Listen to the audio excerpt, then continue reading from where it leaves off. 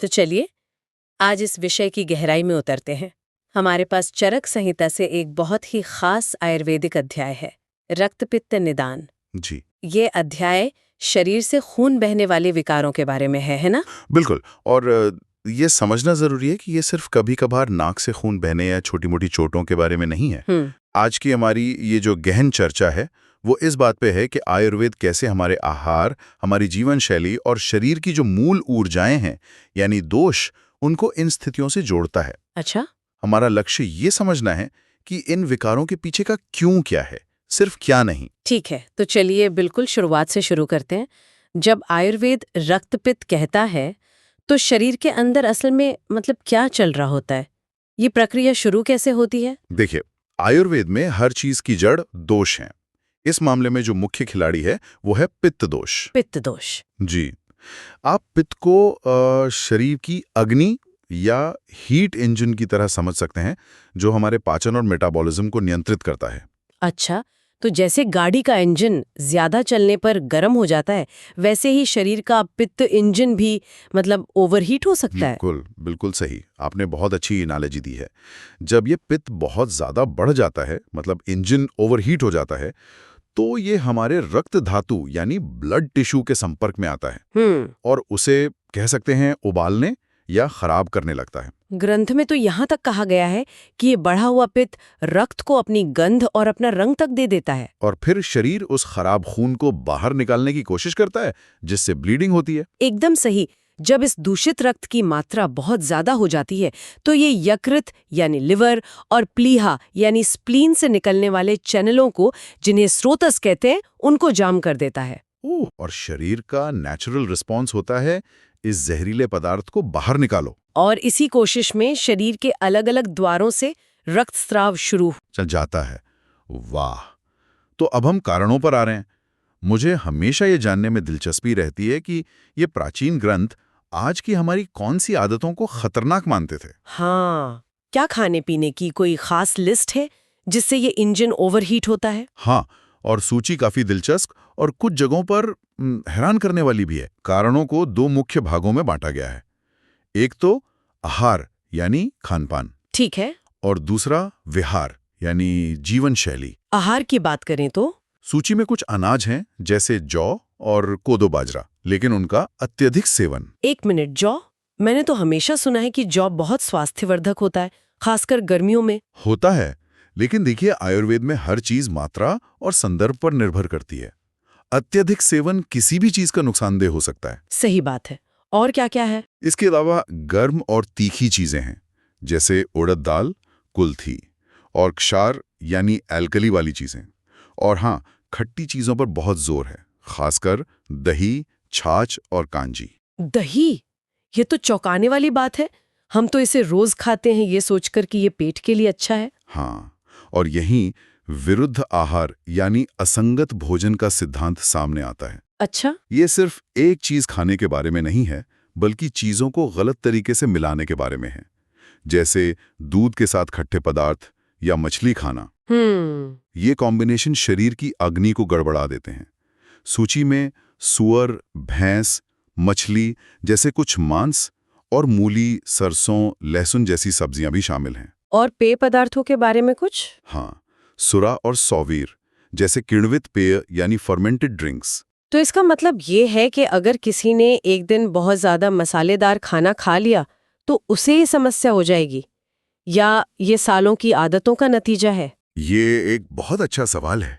नहीं, ये एक दिन की बात नहीं है। ग्रंथ इसे एक संचयी प्रक्रिया के रूप में देखता है। संचयी? Cumulative process.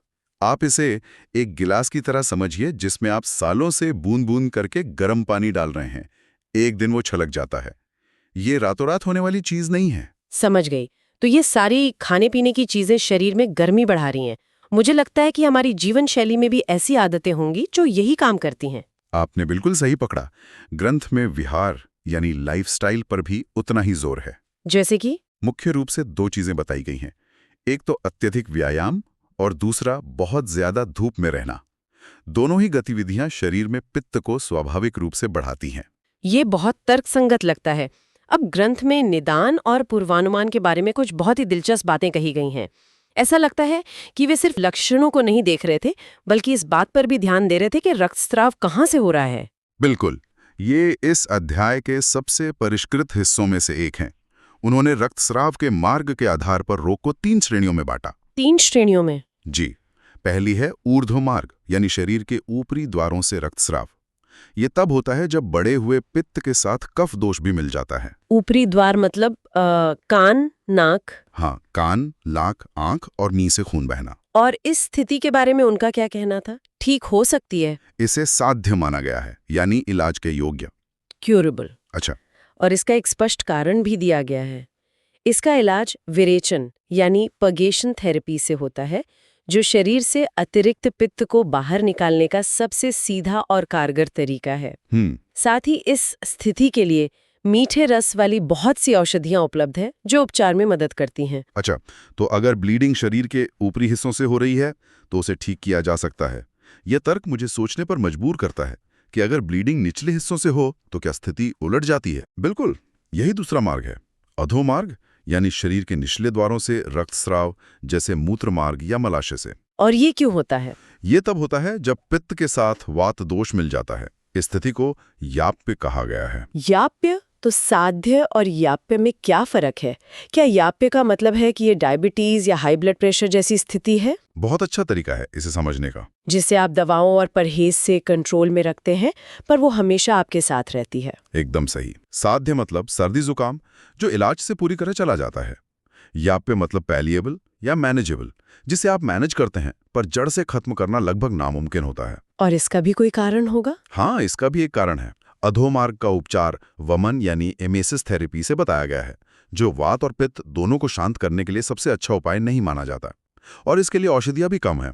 और एक तीसरी स्थिति भी है जो शायद सबसे गंभीर है। हाँ, वो है उभय मार्ग, जब रक्तस्राव ऊपर और नीचे दोनों मार्गों से एक साथ हो रहा हो। ओ, दोनों तरफ से? जी, ये तब होता है जब पित्त के साथ कफ और वात दोनों ही दोष मिल जाते हैं। इसे असाध्य यानी लाइलाज, इनक्योरेबल माना गया है। और क्यों? इसका तर्क क्या है? तर्क ये है कि आप एक ही समय में रोगी को वमन और विरेचन दोनों नहीं दे सकते, क्योंकि ये दोनों विपरीत क्रियाएं हैं। इससे उपचार असंभव हो जाता है।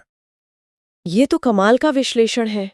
मतलब वो सिर्फ ये नहीं देख रहे थे कि खून बह रहा है, बल्कि वे शरीर में ऊर्जा के प्रवाह और असंतुलन की दिशा को पढ़ रहे थे। एकदम। और उसी के आधार पर पूर्वानुमान लगा रहे थे। निदान का आधार ही यही था। चलिए अब इस प्राचीन ज्ञान को आज के विज्ञान से जोड़ते हैं। स्रोतों में कुछ बहुत ही आकर्षक संबंध बताए गए हैं, जो सुनकर शायद हमारे श्रोताओं को भी हैरानी होगी। हाँ, ये हिस्सा वाकई में बहुत रोमांचक है। सबसे पहले बात करते हैं विटामिन के की। विटामिन के? याद है, हमने कारणों में लहसुन और कुछ मसालों का जिक्र किया था। हाँ बिल्कुल। आज हम जानते हैं कि इनमें सैलिसिलेट जैसे यौगिक होते हैं, जो प्राकृतिक ब्लड थिनर के रूप में काम करते हैं। अच्छा। ये यौगिक शरीर में विटामिन के काम में बाधा डालते हैं, और विटामिन के रक्त का थक्का जमाने के लिए सबसे जरूरी पोषक तत्व है। एक मिनट, आप कह रही हैं कि चरक संहिता में लहसुन जैसी चीजों के लिए जो चेतावनी दी गई है, वो आज के ब्लड थिनर की तरह काम करने वाले कंपाउंड से जुड़ी हो सकती है? ये तो कमाल है। जी हाँ, मतलब वो क्यों नहीं जानते थे, पर उन्होंने क्या होता है ये एकदम सटीक पकड़ लिया था। बिल्कुल। उन्होंने प्रभाव को देखा कि कुछ चीजें खून को पतला करती हैं या बहने की प्रवृत्ति बढ़ाती हैं।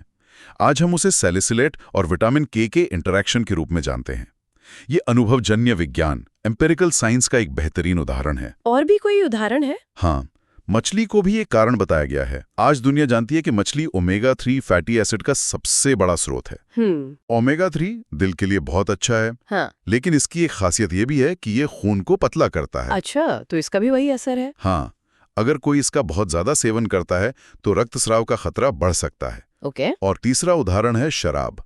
ग्रंथ में सुरा जैसे किण्वित पेयों के खिलाफ चेतावनी है। और आज का विज्ञान? आधुनिक शोध भी यही कहता है कि ज्यादा शराब पीने वालों में विटामिन के की कमी हो जाती है, जिससे उनकी क्लॉटिंग की क्षमता कम हो जाती है। ये सच में आश्चर्यजनक है। हाँ। वे विटामिन के या ओमेगा 3 जैसे शब्द नहीं जानते थे, लेकिन उन्होंने कारण और प्रभाव के संबंध को बहुत गहराई से समझा था, सिर्फ अवलोकन के आधार पर। उन्होंने अनुभव से उस ज्ञान को पाया था जिसे आज हम आणविक स्तर पर साबित कर रहे हैं। चर्चा समाप्त करने से पहले ग्रंथ में कुछ बहुत स्पष्ट संकेत दिए गए हैं कि कब स्थिति को असाध्य मान लेना चाहिए। ये लक्षण क्या हैं? ये सुनने में थोड़े गंभीर लग सकते हैं। हाँ, ये गंभीर लक्षण ही हैं और इन्हें अंतिम अवस्था के संकेत माना गया है। पहला, जब बहने वाले रक्त का रंग बहुत अजीब हो जाए। अजीब मतलब कैसा? जैसे जब रक्त का रंग काला, नीला या इंद्रधनुष जैसा दिखने लगे। इंद्रधनुष जैसा, ये तो बहुत ही अजीब है।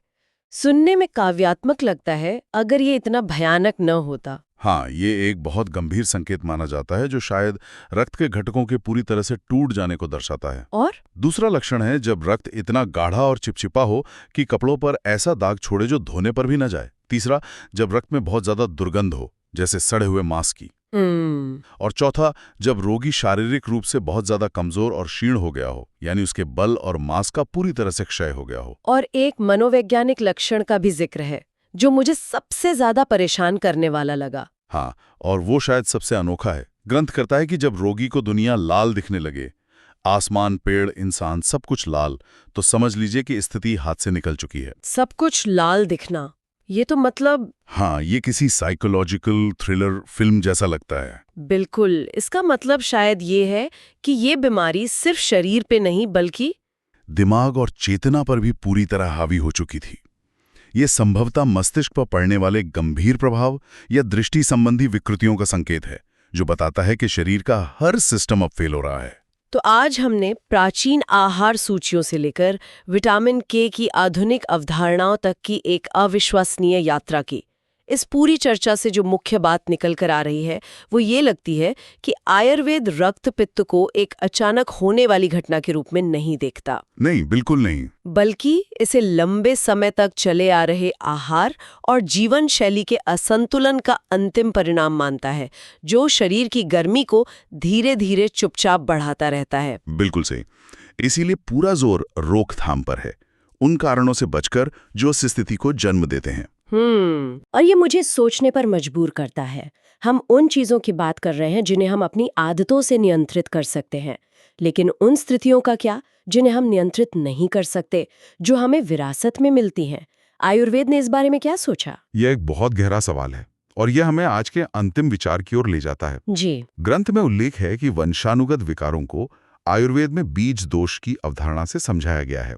इसे कर्म के चक्रों से जुड़ी पाप की विरासत भी माना गया है। अच्छा, तो जेनेटिक्स के साथ एक कर्म का एंगल भी है। हाँ, जहां आधुनिक विज्ञान इसे सीधे सीधे आनुवंशिकी यानी जेनेटिक्स से जोड़कर देखता है, वही आयुर्वेद वंशानुक्रम में एक आध्यात्मिक या कर्म की परत जोड़ता है। ये श्रोता के लिए सोचने के लिए एक दिलचस्प सवाल खड़ा करता है। हम वंशानुगत स्थितियों के इन दो विश्व दृष्टिकोणों में कैसे सामंजस्य बिठा सकते हैं? एक जो पूरी तरह से आणविक जीव विज्ञान पर आधारित है और दूसरा जो जीवन भर के कारण और प्रभाव के एक आध्यात्मिक ढांचे पर आधारित है।